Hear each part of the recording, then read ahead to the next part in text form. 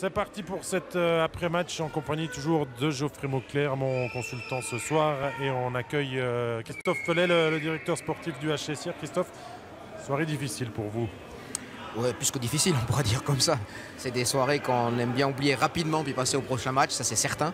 On ne pouvait pas faire grand-chose en fait. Donc on doit avoir l'effectif complet à 100%, on doit être nous en performance à 150%, puis espérer qu'eux soient à 80%. Puis là on peut commencer un match peut-être équilibré. Mais sinon avec un Cloten en mode déjà quasiment play-off, on a vu les alignements aussi dans les box-play et tout, donc ça joue vraiment en préparation déjà de ce qui va se passer pour eux. Justement, on pourrait peut-être espérer que Cloten, à une dizaine de journées de la fin du championnat, vienne avec le pied un petit peu plus léger. Ça n'a pas été le cas parce que vous avez tenu un quart d'heure dans cette rencontre jusqu'à ce premier but qui tombe et on va dire qu'il dérègle un petit peu tout parce que même le début de match était compliqué pour vous et ensuite 1, 2, 3-0 dans les 5 dernières minutes du premier tiers, c'était trop. Bon, c'est clair que ça n'a pas aidé du tout. Mais sur le principe, je pense que Cloten, on préférait les avoir comme ça parce que c'est dans ces matchs-là qu'on apprend vraiment beaucoup. Donc nous, on est là dans cette ligue vraiment pour apprendre au maximum, surtout dans ces matchs-là, parce que vu que je viens de la formation, c'est là qu'on peut vraiment prendre des kilomètres vraiment pour savoir après qu'est-ce qu'il va falloir rectifier quand ça va venir vraiment les choses où on doit passer l'épaule. Alors apprendre, Geoffrey Mauclair, c'est une chose, mais encaisser un 8-1 à domicile, ça fait quand même mal. Bon, écoutez, l'idéal c'est de directement jouer rapidement le prochain match, parce que je veux dire c'est sûr que s'il y a une semaine de battement entre un match comme ça et le prochain, c'est un peu plus compliqué.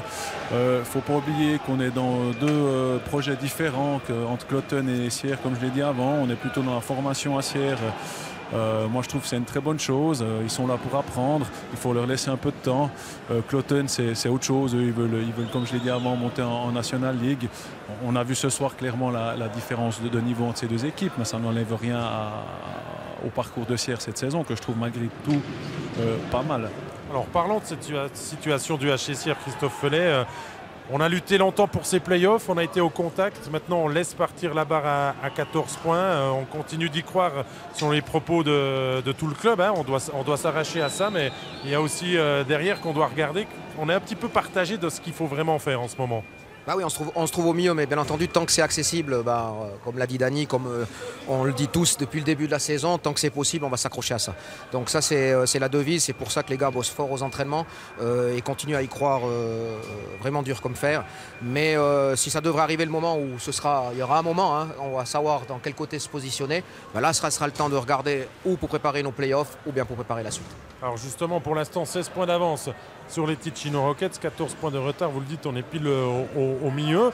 Ces 16 points d'avance quand même, si on en parle par rapport aux Rockets, c'est quand même une marche très confortable. On sait qu'il y aura 6 matchs en play-out, ça fait 18 points à gérer. On va dire que si ça venait à définitivement être barré pour les playoffs, on doit partir avant ces 6 matchs avec peut-être plus de 18 points. Il est clair parce que si on revient bien en arrière sur le premier tour après nos 9 défaites d'affilée, je pense qu'il y a toute la patinoire qui signait pour être à l'instant maintenant présent avec ce nombre de points d'avance sur Ticino. Donc ça, on ne va pas se le cacher non plus. Par contre, si ça devrait arriver qu'on ne soit pas dans les playoffs, si on peut être save tout de suite avant d'attaquer ce tour, c'est clair que pour nous ce serait dans l'idéal parce qu'on pourrait encore continuer à travailler pour le futur.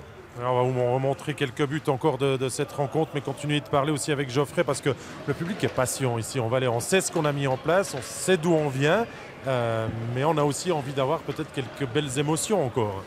Il ne faut pas oublier qu'il y a quelques années en arrière, Sierre était une équipe dominante. Je veux dire, moi j'ai joué contre Sierre et puis on venait ici, puis on ne repartait pas en gagnant forcément.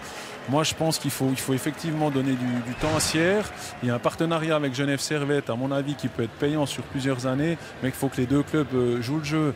Et moi, ça fait quelques années que je dis clairement, soit on se décide à faire une ligue de formation, soit on fait une ligue avec, comme il y a les premières équipes, les 4-5 premières équipes qui se battent pour le championnat.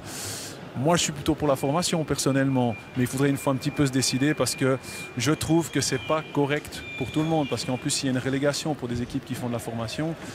Ça met quand même pas mal de pression. Je sais que Régis et Steph en ont parlé pendant le match, qu'il y aurait peut-être éventuellement une décision ces prochaines semaines quant à cette relégation.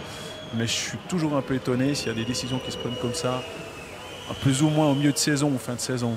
Comment on le perçoit, cette histoire de relégation peut être supprimée, Christophe Fellet, pour vous?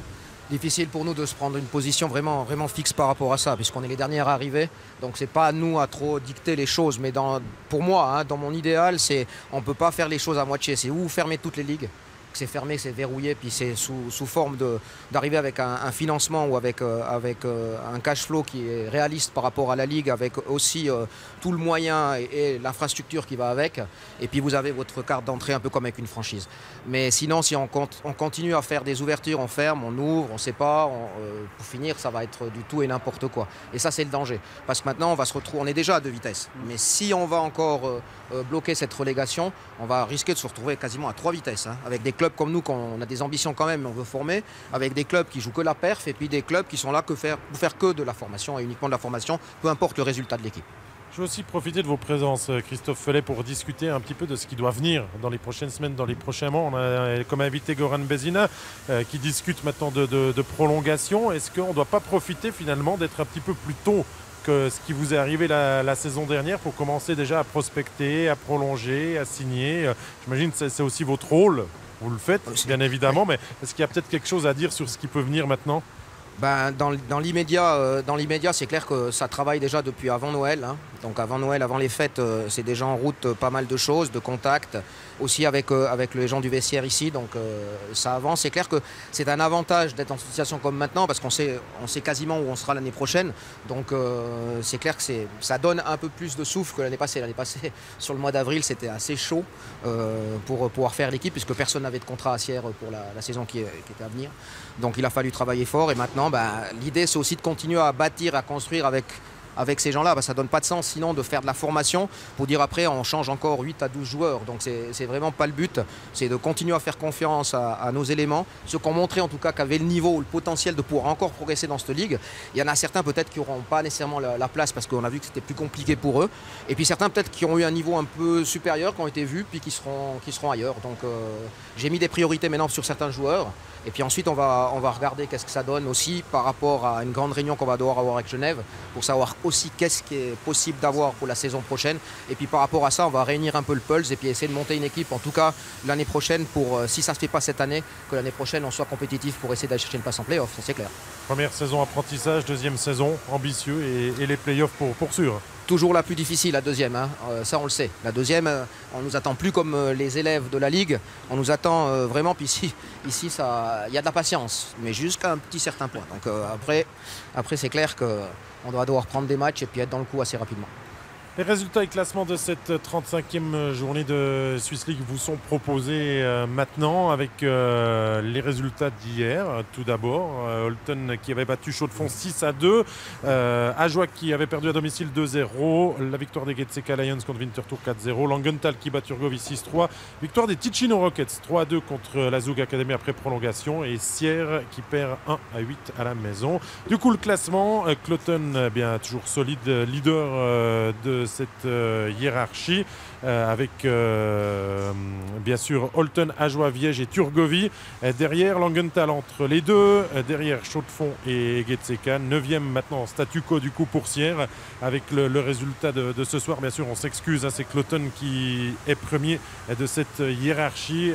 Ça nécessite apparemment.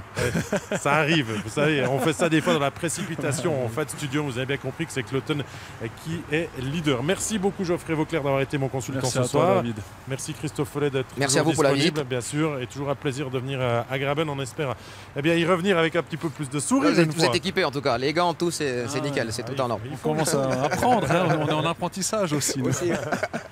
Donc voilà, l'émission touche à sa fin. Merci à tout le monde pour sa bonne réalisation. Je vous dis encore que le prochain rendez-vous, c'est mercredi prochain. On aura un derby zurichois, Getseka Lions, Cloton à l'affiche, mais des super invités. Je vous en dis pas trop. On gardera le secret pour d'ici une semaine.